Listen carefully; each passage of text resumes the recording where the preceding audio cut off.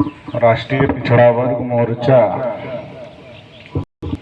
जो कि पिछड़े वर्ग का ओबीसी समाज के लोगों का संगठन है, और राष्ट्रीय पिछड़ा वर्ग मोर्चा के माध्यम से हम लोग पूरे देश भर में ओबीसी समाज को जागृत करने का काम, संगठित करने का काम और संगठित करके सड़कों पर उतरकर संघर्ष करने का काम कर रहे हैं। 1 जून 2023 से हम लोगों ने ये यात्रा वाराणसी से शुरू किया है।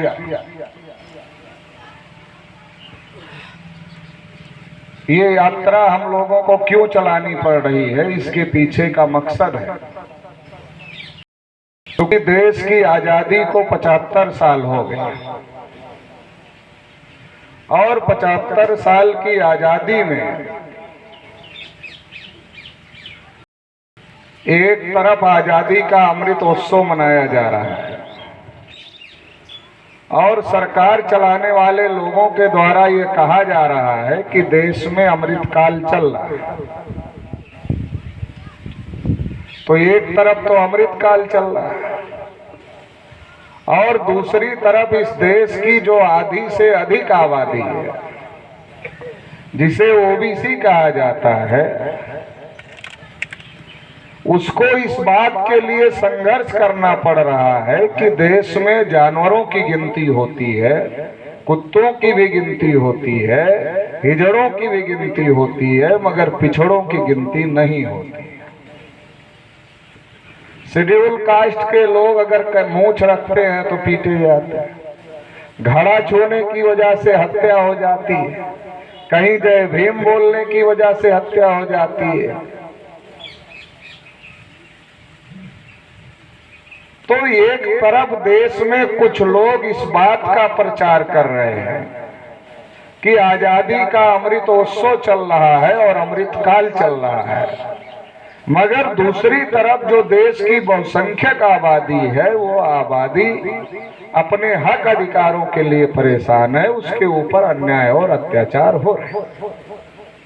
तो ये सवाल पैदा होता है कि अगर आजादी से अमृत निकला तो उस अमृत में शेड्यूल कास्ट के लोगों को कितना अमृत मिला, शेड्यूल ट्राइब के लोगों को कितना अमृत मिला, ओबीसी समाज के लोगों को कितना अमृत मिला, आदिवासियों को कितना अमृत मिला और अलग अलग प्रकार की माइनॉरिटीज के लोगों को भी कितना अमृत मिला, ये सोचने का विषय है, इसकी समीक्षा करने का विषय है। अगर देश में आजादी को 75 साल हो गए तो 75 साल की आजादी में किनको हक अधिकार मिल गए और किनके हक अधिकार नहीं मिले, ये सोचने और समझने का समय है। मगर इस पर टीवी और अखबार में कोई डिबेट नहीं हो रही, इस पर कोई चर्चा नहीं हो रही, केवल एक ही बात प्रचार किया जा रहा है, अमृत काल चल रहा, अमृत काल चल रहा, अमृत काल चल रहा। और जाने अनजाने में, इच्छा हो या ना हो, हमारे को भी अमृत काल में शामिल होना पड़ता है। तो हम लोगों को कम से कम इसके बारे में सोचने समझने की जरूरत है, विचार करने की जरूरत है कि आजादी के 75 साल में सिंपल हमारी गिनती तक नहीं हुई, जानवरों की हो रही, हमारी नहीं हो रही। कोई बोलता हो ना बोलता हो, चौधरी विकास पटेल एक ऐसा आदमी है जो पर डे इस बात को बोलता है, प्रतिदिन बोलता है, क्योंकि लोकतंत्र में जिनके मुद्दे उठते हैं उन्हीं की समस्याओं का समाधान होता है, जिनके मुद्दे नहीं उठेंगे उनकी समस्याओं का समाधान लोकतंत्र में नहीं होगा।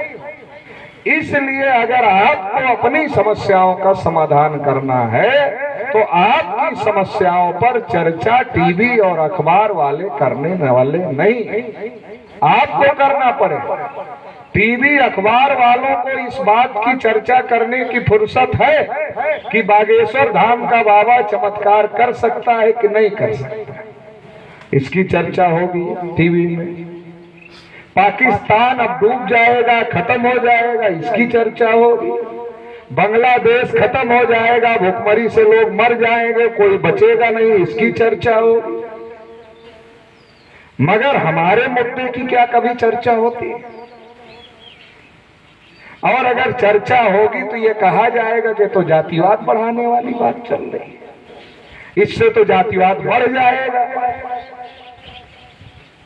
तो हमें हमारे मुद्दों की समझ पैदा होनी चाहिए, क्योंकि हमारे समाज का हर आदमी इतना जागृत नहीं है कि वो हर बात समझ जाए।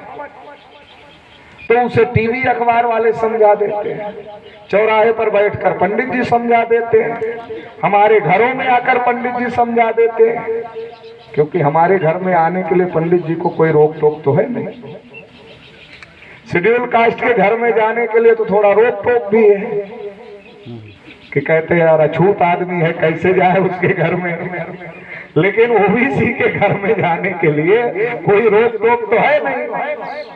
जन्म से लेकर मरने के बाद तक का हमारा कोई काम बगैर पंडित जी के होता नहीं, और मरने के बाद भी पंडित जी को खिलाते हैं, खाते पंडित जी है, मोटे पंडित जी होते हैं। हमारे लोगों को लगता पिताजी मोटे हो रहे हैं। तो हमारी मूर्खता की कोई लिमिट तो है नहीं। अनलिमिटेड मूर्ख बनने के लिए हम तैयार हैं और बन रहे हैं, तो बनाने